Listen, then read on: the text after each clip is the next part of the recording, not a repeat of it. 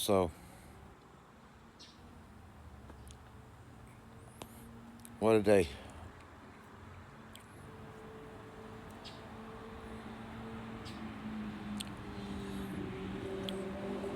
Motorcycle.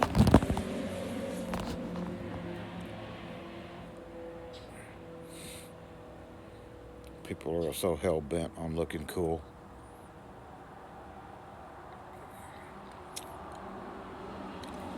That did look pretty cool.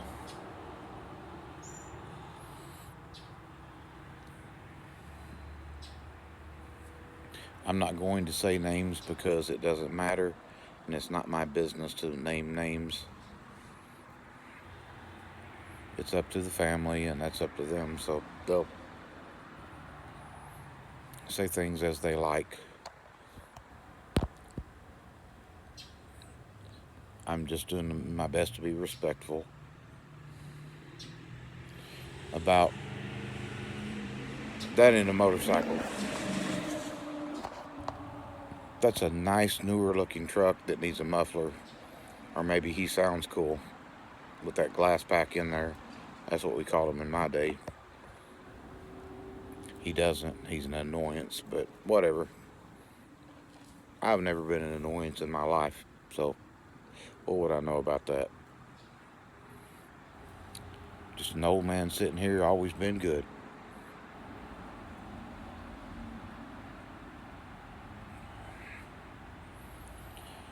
About 4.5 to 5 months ago, a dear, dear, dear friend of mine called me to let me know he was driving apparently erratically down the road and was pulled over. And law enforcement asked him about drugs and alcohol and all the stuff that they have to do. And he said, no, no, none of that, but I've got the worst headache I've ever had in my life. So they took him to the hospital. Now, these are not verbatim, but these are his words when he called me to tell me about what was going on. So they took him to the hospital, and it was determined that he had inoperable brain cancer and that he might have 6 months to live. Might, according to the docs, if he were lucky.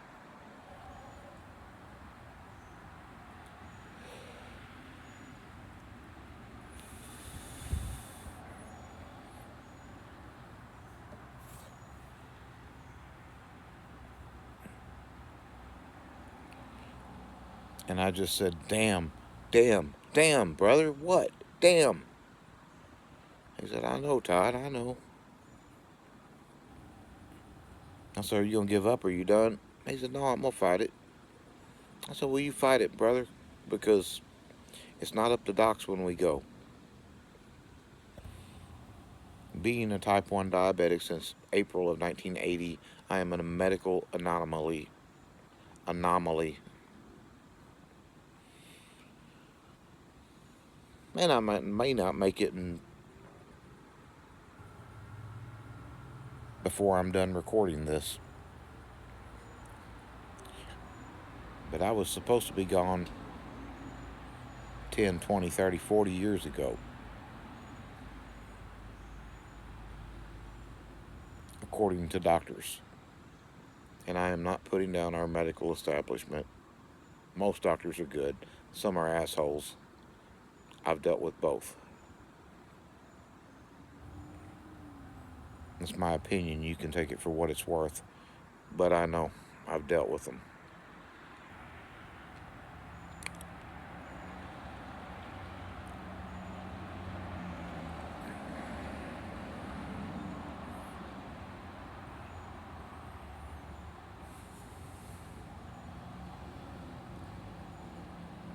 So last night we lost him, and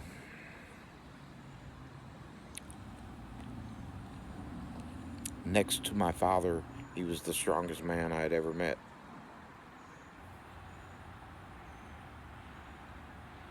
And fuck cancer, It took them both down. Perhaps cancer, perhaps the treatment, perhaps both. But I guess you got to do what you got to do. It's not like I'm going to stop taking insulin.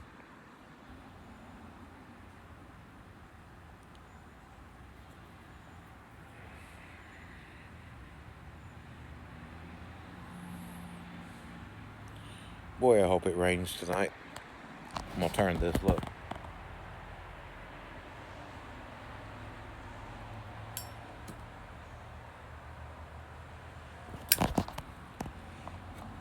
You didn't hear that Zippo clicking, did you?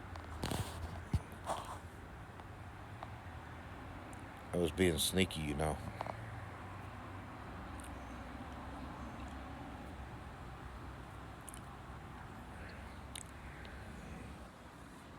I let a couple of teardrops fall today, and then that's it.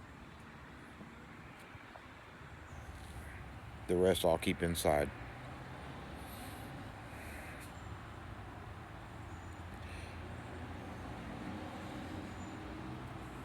I can hear folks going, oh, that's not how you deal with grief. Well, we all deal with it our own way. And the older I get, the more I have to deal with. So,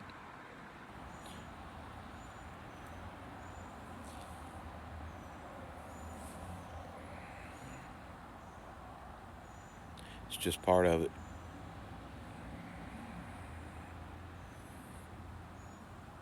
My friend told me once, see, my family, we're lovey-dovey. We hug each other, tell each other, we love you, I love you, I love you, sissy, I love you, mom, I love you, dad. That's how my family was raised, and I know that is a true blessing because it sucks, but it sounds like it's such a rarity in this day and age that it's astonishing.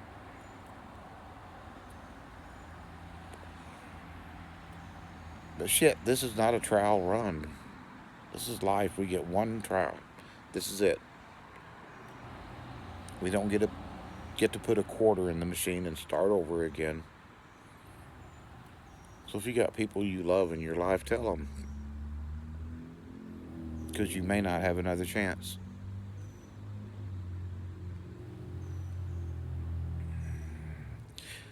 But when we were kids, I said, "Love you, brother." Getting off the phone once. Next time we spoke, he said, "You know, Todd, you're the only man in my life that ever said I love you to me. And when you said that, I didn't know what to think." I made a stupid joke about him being cute. You were always cute, bro. That's what I meant. He laughed and laughed and laughed. He knew that wasn't what I meant.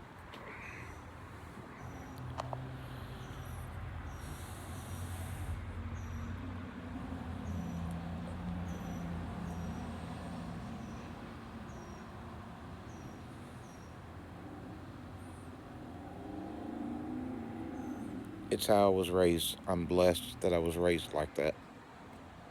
From my mom to my dad to my brothers to my sister.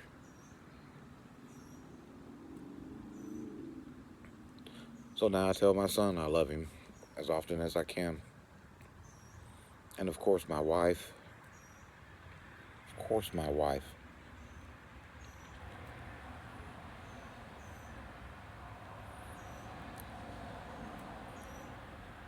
Everybody in this damn world wants to look cool and be cool.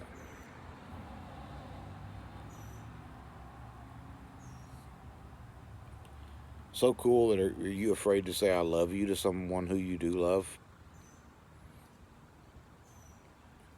Because the clock's ticking. We're a vapor. That was it, a vapor. That's from scripture. We're a vapor.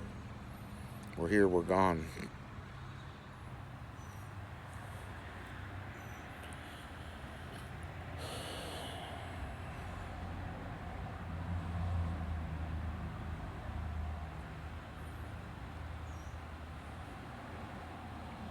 So why not make the best of it that we can while we are here with each other and for each other? Because again, it's a scary world, it's a lonely world.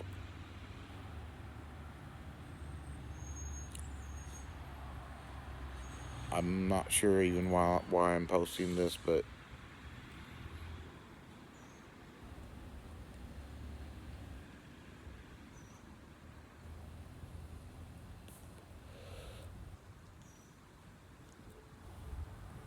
I guess just to say we get one chance. If you love someone, tell them, because you may not have that chance again.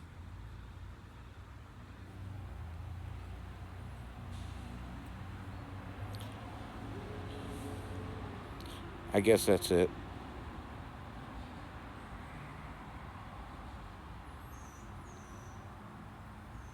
If anyone's actually watching this little stupid video, I'm not putting it on Facebook.